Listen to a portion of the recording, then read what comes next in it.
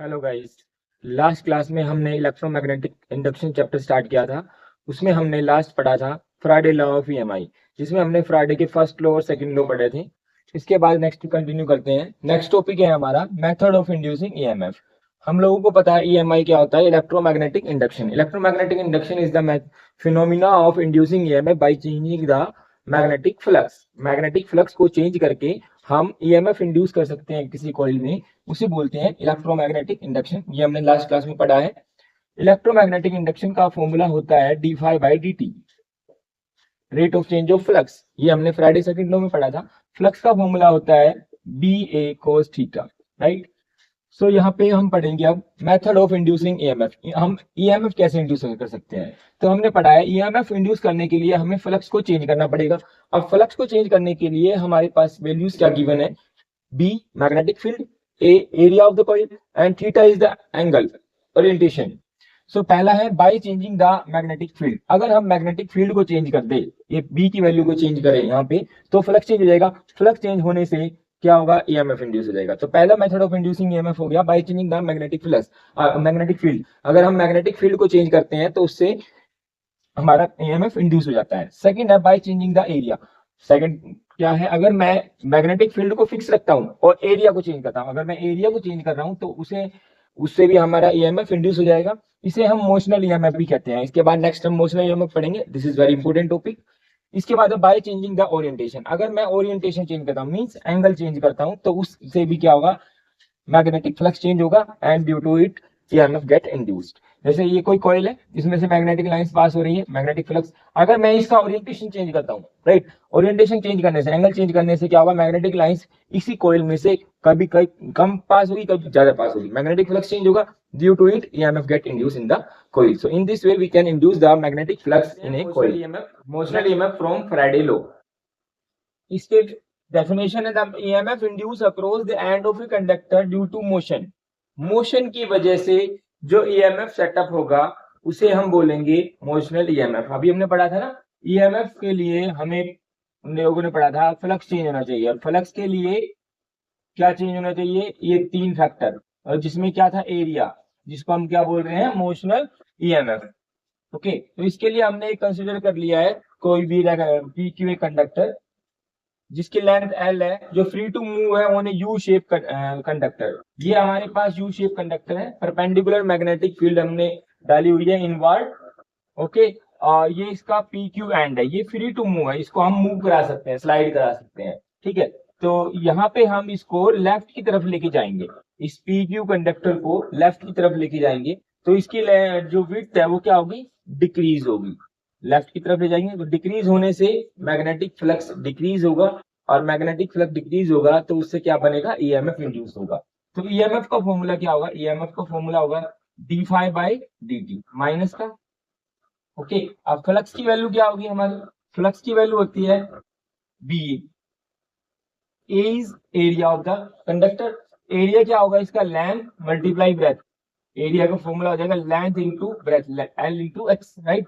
सो EMF की value आ जाएगी minus d by d t of phi की वैल्यू पुट कर देते हैं, क्या है, बी ए, और B into A into sorry B into L into x, right.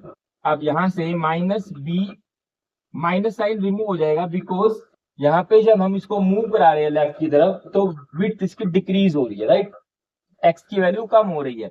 तो एक्स की वैल्यू कम हो रही है तो ये ऑलरेडी माइनस का एक्स होगा, राइट। तो ये दोनों क्या आ जाएंगे, positive, b into L into d x by d t, और ईएमएफ का फॉर्मूला आ जाएगा बी एल वी। ठीक, तो इसे हम बोलते हैं motional EMF. This is very important topic. Okay, next करते हैं अब लेंज लो।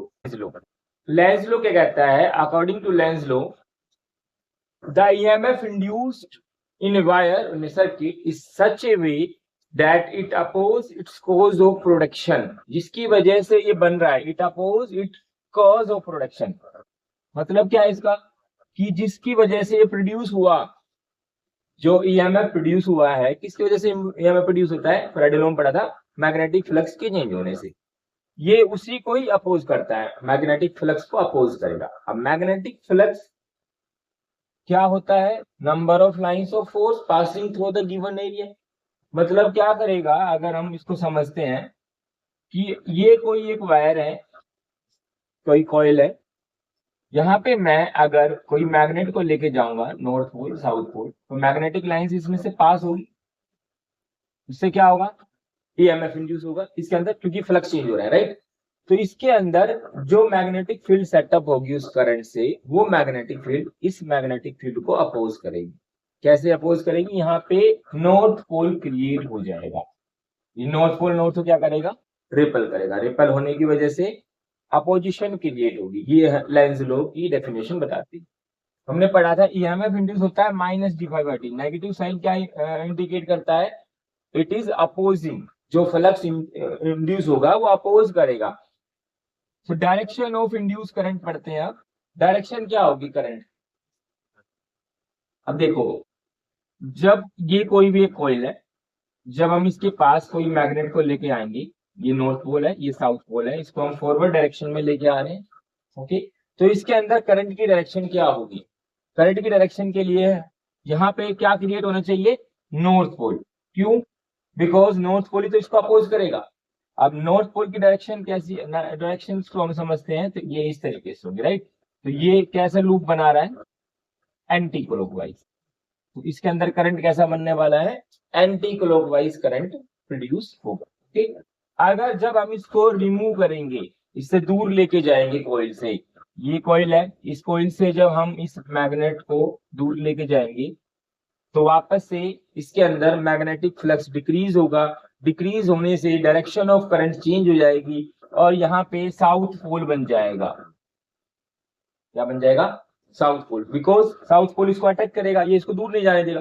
दूर जाने से तो इसमें करंट बन रहा है, बट डेफिनेशन क्या बताइए, इट अपोज द कोज। ये अपने ही करंट को अपोज करता है। करंट को अपोज कैसे करेगा, यहाँ पे साउथ पोल क्रिएट होगा। तो साउथ पोल के अंदर अगर हम मैग्नेटिक फील्ड की करंट की बात करें, तो कैसी करंट बनेगा, इसके अंदर क्लॉकवाइज लूप में करंट बनेगा। तो करंट की डायरेक्शन यहाँ पे रहेगी क्लॉकवाइज और यहाँ पे रहेगी एंटी क्लॉकवाइज। इस तरीके से आप पोल के बारे में भी पता कर सकते हैं। जैसे सपोज करिए ये कोई